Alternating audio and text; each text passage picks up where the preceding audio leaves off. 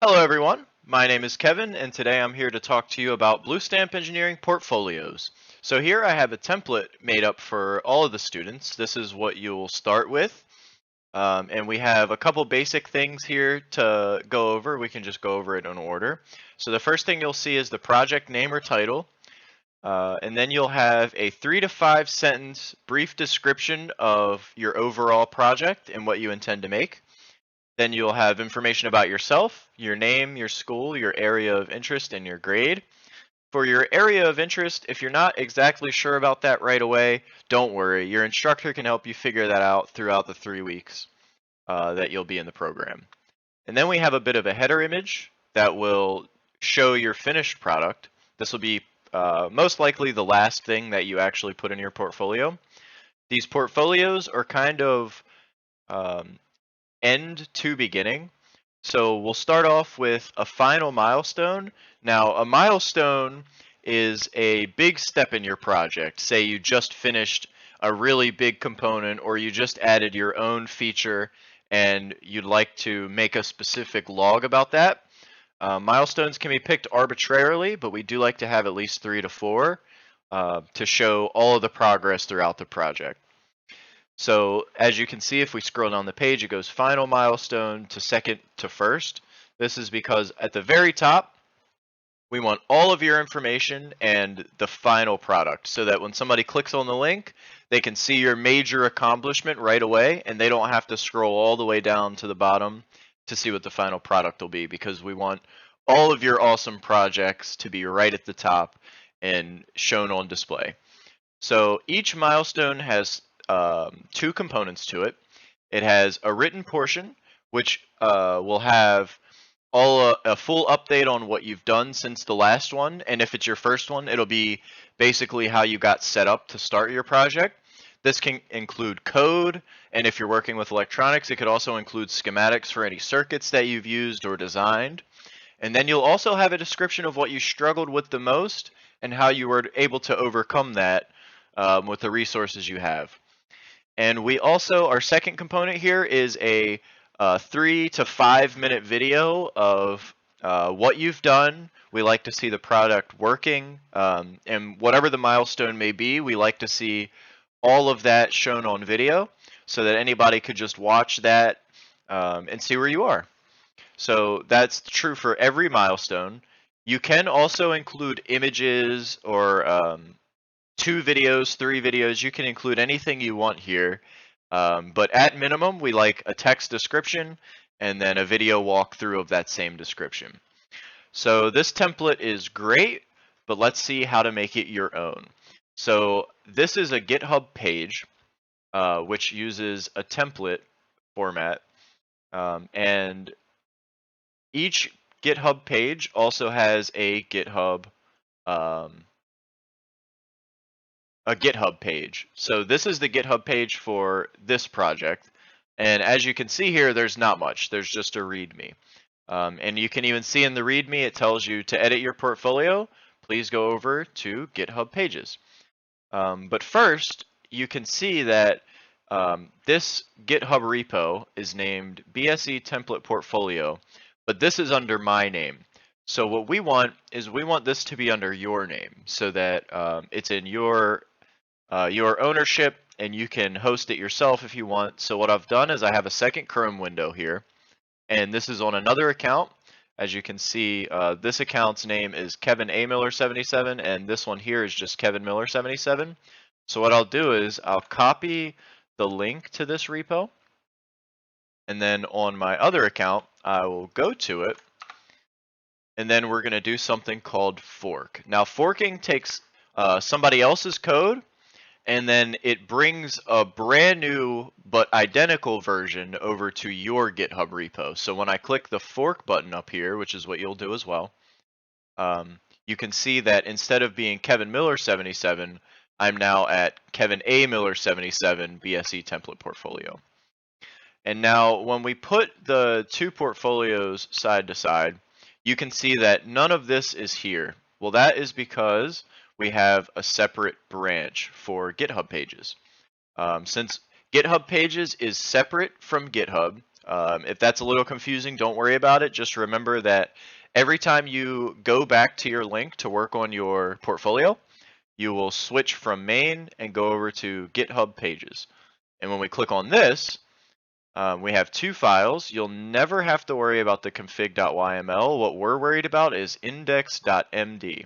So if I click on this file, you can see something that much more closely resembles what we were looking at over here.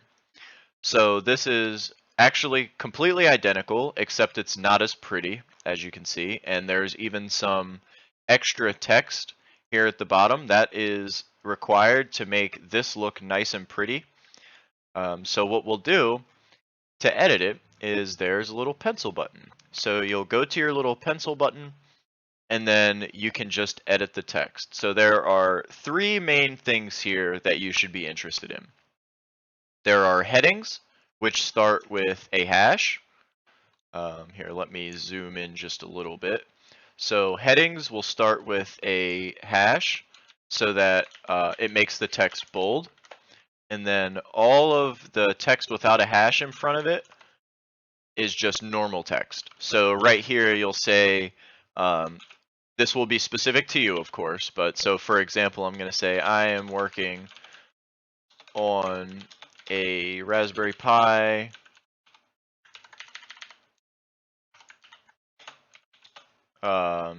machine learning model, just as an example. You may be doing anything. This could be an Arduino robot arm, or it could be a car. This will be specific to what you're doing. And then in here, you can fill out all of your information. So for me, that's Kevin Miller. My current high school is RIT. Electrical engineering is true for me, and I am graduated. And as you can see, this is dead simple. You're just filling in filler text where everything goes. And then the third component of this is actually going to be videos. So in order to add, say, images, this is how you do it. You do an exclamation mark, and then in square brackets, this will be the name of the image. And see, this is headstone image. So if I go back over here and I hover over the image for a little while, it should tell me headstone image, but sometimes it doesn't work because Chrome is a little iffy on Markdown. But that's okay. You should still give it a relevant name. And then for images, what you'll do is say on Google here, let me get a picture of, let's say, a duck. Or actually, you know what? Let's get an image of a Raspberry Pi. And then I will go images, and any image works. Oh, I don't want to buy one. This image works though. And then we'll save the image as, whatever the name is fine. Or I'm sorry, you right click on the image, and then you copy image address. And then once you have that copied to your clipboard, you can go back in here and in a parenthesis after you name it, you just paste in the actual link to the image, and there you go. That is an image now inside of your portfolio. Now, video is a little more difficult because if we go over here, you can see that if I were to click on this video right here, it opens it in a new tab and plays it. That is because we're using something called Markdown.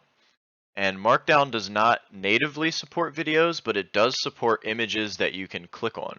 So we've found someone who made a nice little video to Markdown converter. And the way this works is you go to the video to Markdown converter. And as you can see, I already have one in here.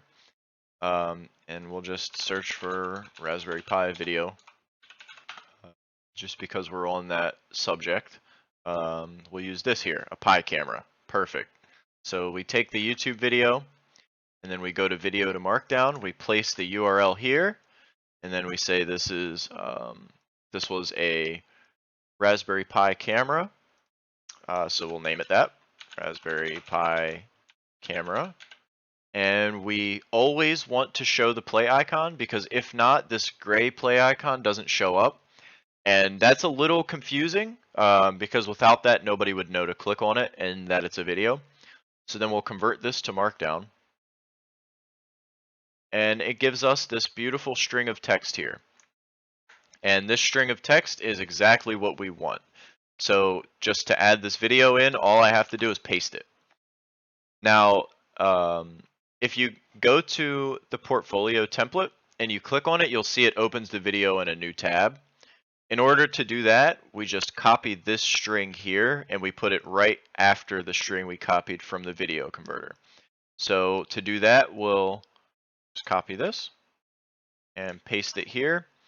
And if you forget to put this, it's not a terribly huge deal, but it is a lot more convenient for it to open in a new tab. So that's what we like to do as much as possible. And so those are the three main components. You have your headers, your normal text, and your text, your images, and your videos. And of course, your instructor will be able to help you with this if you get confused at any point along the way. Okay, so now we've just made a couple edits to this. So when you're done editing, you'll scroll all the way down to the bottom of the page and you'll commit changes. And a lot of the time, you'll be doing this a lot during the day. So it would be nice for you to just put a little description. I'll say added Raspberry Pi image and video. And you can just give a brief description of what you've done in the edit and then commit changes. And now if we look right under this, we should have, an image of a Raspberry Pi. And then right under that, we should have that video about the camera. And if I click on it, it opens up. And now it doesn't open in a new tab yet because we haven't gotten to the GitHub pages. As you can see, we're still in, really unflattering GitHub format. So our very last step to get our portfolio to show up nice and pretty to a nice website is we go to settings. We're still here in the BSE template portfolio copy that you've made. We'll go into settings. And the first thing that you want to do is rename it. So this is going to be Kevin Miller's BSE portfolio. And then I will rename it. Okay, and once that's done, we go back to settings. And you'll scroll all the way to the bottom of the tabs and you want pages. So you click on pages. And as you can see, it automatically selects your branch as GitHub pages. This is great. And the very last thing that you want to do is change your theme. So you can use any of the themes that they give you here. You just click on themes, and then my favorite is architect, so that's the one that I'm going to choose now. You can see you can view them here, check out anything that they have to offer. I don't think okay, so some of them have images here. And they just basically give you their the gist of their theme. So I'm going to pick architect, and then you just press the big green select theme. And once your theme is chosen, you can see that it says your site is ready to be published. And so you can click on the link that it gives you. And right now, it doesn't look so hot. That is because we're still waiting on our theme to be applied. Now this should only take a long time once. So here we are. We can keep refreshing until it changes. In fact, if you press Control F5 to refresh, it clears your cache. But once this is done, you can go to environments, and you now see that there's a GitHub pages environment, which is very important. This is auto created. You don't have to worry about making it yourself. But if you want to change any of your settings about your GitHub page itself, you can do that here. And let's see, has it finished yet? Not yet. I'm actually going to pause the recording and I'll be right back as soon as it's done. All right, and now we're back, and you can see that all of the things that we've added are still here. You can see my name, my school, my area of interest, and my grade are all here. The new image is here, and the new video is here. Now, For ordering, of course, you won't have two images here at the top. That was just a quick example. And if you want to modify anything, it is the same as it was the first time. So if you ever end up here in the main branch, when you click on the link to the page, it's going to tell you, please go over to the GitHub Pages branch. So we're going to do exactly that. And then to edit it further, we just click on index.md and you click on the pencil and you'd go ahead and edit it. So let's take out the first image because it doesn't look so good, and then commit changes. So now we just have the Raspberry Pi image, and of course it's going to take a little while for this to update. And there you can see that my theme just changed from the old templated theme to the one that I wanted now, which was the architect, which I think looks really cool. And if we refresh a couple of times, you can see, boom, now I only have the one image here. And so you don't have to worry about updating the page yourself. You just worry about inside of GitHub, you modify the index.md file, and everything will translate over to the GitHub pages automatically once you've set it up. And so there you go. Now you can go and make an awesome portfolio for any of your awesome projects.